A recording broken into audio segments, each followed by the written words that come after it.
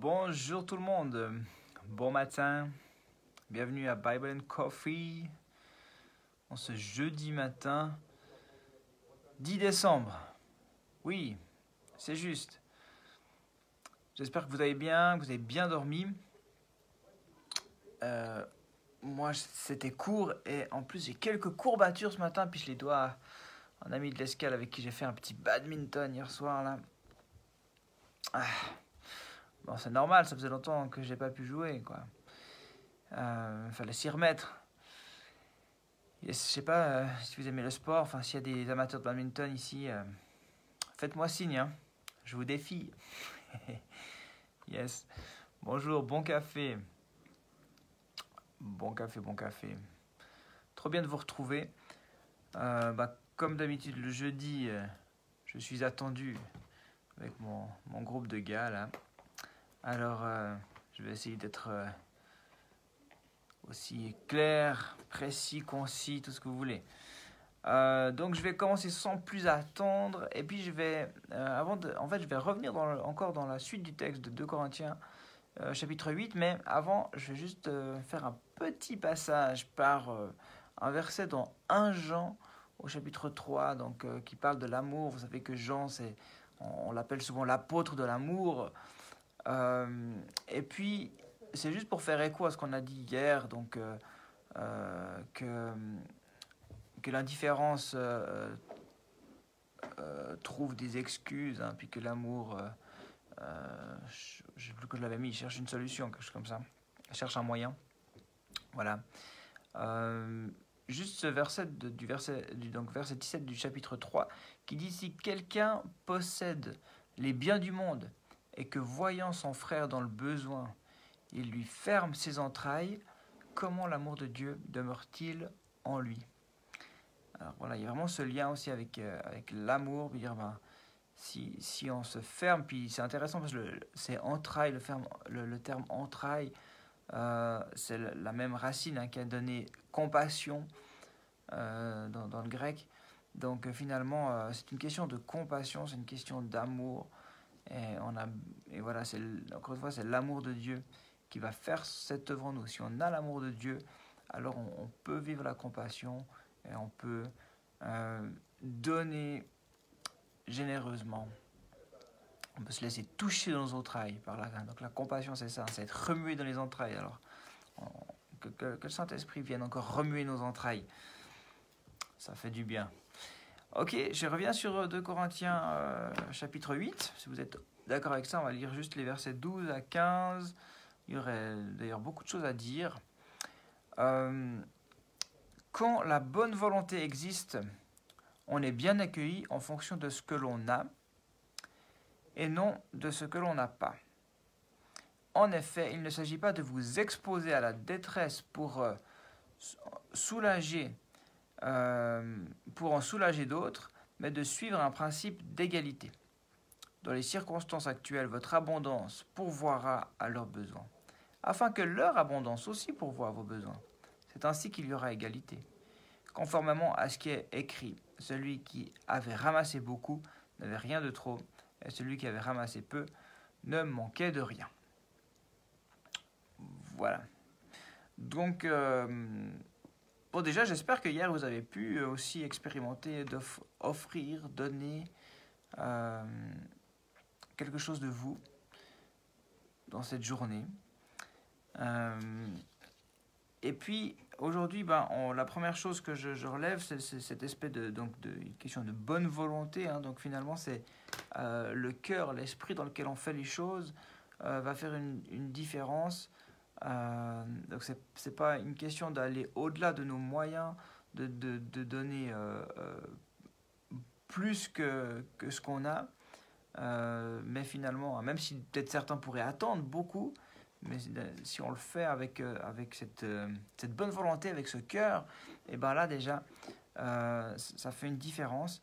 Et il y a un aspect de responsabilité dans ces premiers versets, où il ne s'agit pas de nous exposer à la détresse. Puis ça, c'est intéressant parce que ça arrive en fait qu'on puisse tomber dans une forme aussi de légalisme avec ça, où bien on veut donner toujours de manière juste, ou bien ben, voilà, si on parle de la dîme, c'est un super principe, ok.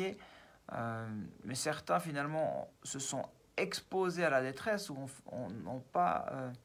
Alors il y avait peut-être une. Hein, c'est pas facile d'avoir le curseur au bon endroit entre la foi et puis en même temps cette responsabilité.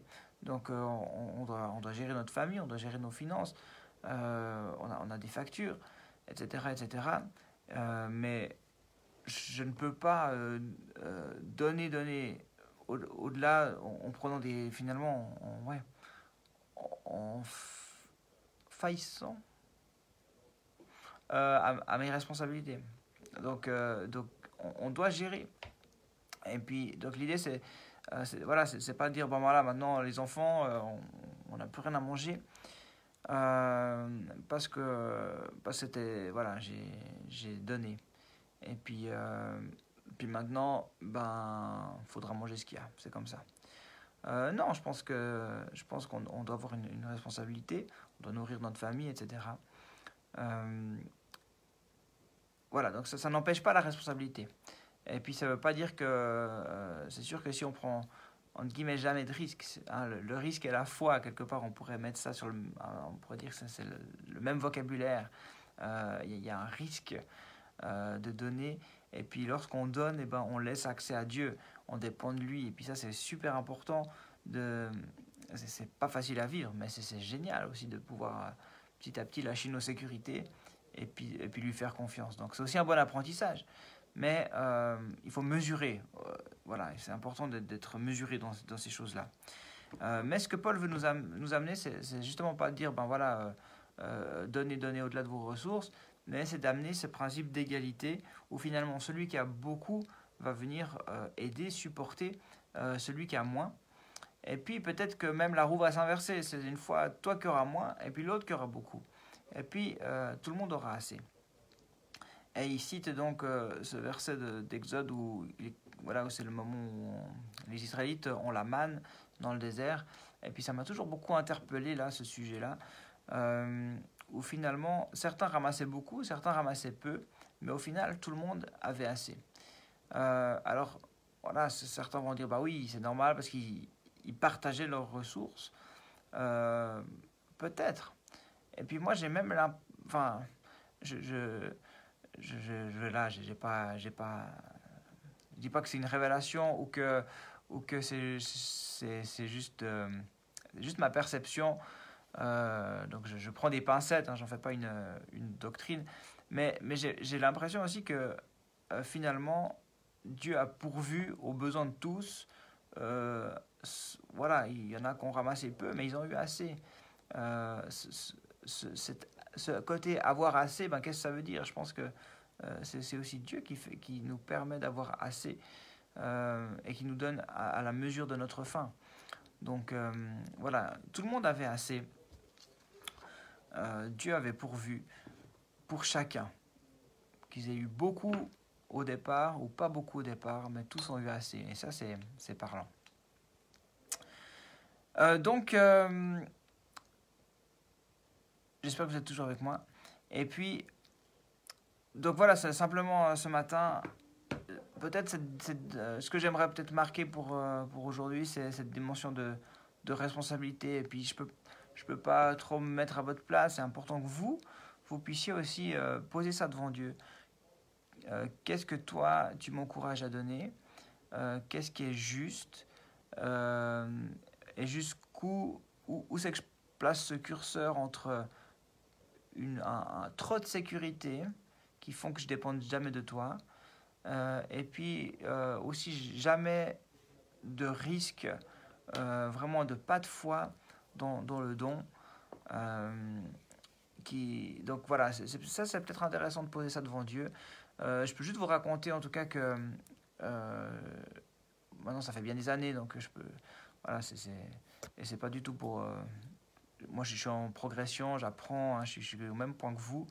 Mais il y a un moment donné où je dirais qu'on a fait peut-être voilà, notre plus gros don avec ma femme. C'était rigolo parce que c'était le moment où on avait le moins. C'était le moment où on était étudiant.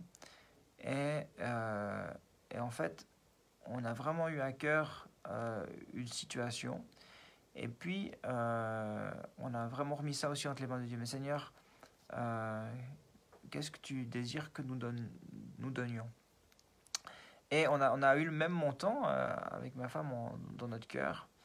Et puis on était un peu choqués en fait. On était choqués. On dit, autant? T'es sûr, Seigneur? Et, euh, et on a obéi. Et une fois encore, on n'a jamais manqué de rien. Mais c'était dingue de voir que voilà, c'est là où finalement, nous, on n'avait plus de ressources. On était les deux étudiants à ce moment-là, à l'école biblique. Et c'est là qu'on a fait voilà, notre plus gros don. Donc, Dieu est étonnant. Dieu nous travaille, Dieu nous fait grandir. Et laissons-le nous toucher, laissons-le gérer aussi cet aspect des finances avec nous. Et ne tenons pas ça pour nous tout seuls. Je crois qu'il a quelque chose à nous dire. Donc je vous encourage à être encore généreux dans votre journée. Et puis je termine par la prière. Yes, et demain on retrouve les Sourico, Raphaël et ou Claudia. Mais j'ai cru comprendre qu'ils faisaient une semaine sur deux. Alors on se réjouit d'avoir Raphaël avec nous demain. Père, je te remercie encore pour ta générosité. Seigneur, si on peut être généreux, c'est toi d'abord qui es généreux, non seulement dans nos ressources, mais aussi en amour. Seigneur, tu nous combles de ton amour, un amour qui est débordant. Et Seigneur, nous pouvons être saisis de compassion. Et je crois que c'est ça que tu désires. C'est pas que nous donnions simplement déconnectés du cœur, mais au contraire, Seigneur, que nous soyons saisis dans nos entrailles pour donner selon ton cœur. C'est bien plus qu'un principe ou un pourcentage de nos ressources que tu aimerais que nous donnions, mais tu désires que nous donnions avec ce cœur généreux, avec ce cœur qui se laisse inspirer, qui se laisse toucher par toi, qui se laisse transformer. Seigneur, merci pour cette réalité d'égalité aussi, que tu désires que nous puissions s'entraider, se soutenir les uns les autres. Et merci pour tous ceux, Seigneur, je suis vraiment reconnaissant pour tous ceux qui ont donné pour nous, qui ont donné pour moi, qui ont donné généreusement. Et Seigneur, merci pour toutes les fois où j'ai pu aussi à mon tour donner à d'autres. Et je prie que tu viennes encore cultiver en nous ce principe-là, tu viennes labourer notre terre et nous aider à nous détacher de ces sécurités pour te faire confiance. Merci d'être ce Dieu qui pourvoit à tous nos besoins, ce Dieu généreux. Bénis chacun dans cette nouvelle journée, Seigneur, on a besoin de toi, on le reconnaît. On ne peut rien faire sans toi et on t'accueille, Saint-Esprit, afin que nous soyons sel et lumière aujourd'hui. Ouais, que vraiment tu viennes encourager, donner la paix à celui ou celle qui doit partir au travail, qui a une situation qui le tend ce matin. Tu viens apaiser, tu viens donner ta paix et encourager. Tu es là. Que ta gloire se manifeste encore aujourd'hui dans nos vies. En ton nom. Amen. Amen, amen. Amen, amen, amen. J'ai pris autant que j'ai parlé. Hein. Ah là là, c'est pasteur. Terrible. Bon les amis, je vous aime beaucoup. Et puis je suis fier de vous. Merci d'avoir été là. Et je vous dis à dimanche si vous nous suivez en direct, si vous êtes en présentiel. Sinon, pour ma part, ce sera à lundi prochain. On va continuer en tout cas ces Bible & Coffee jusqu'à Noël. Et puis, on fera une petite pause fin d'année avant de revenir encore plus fort. Cool. Soyez bénis, ciao.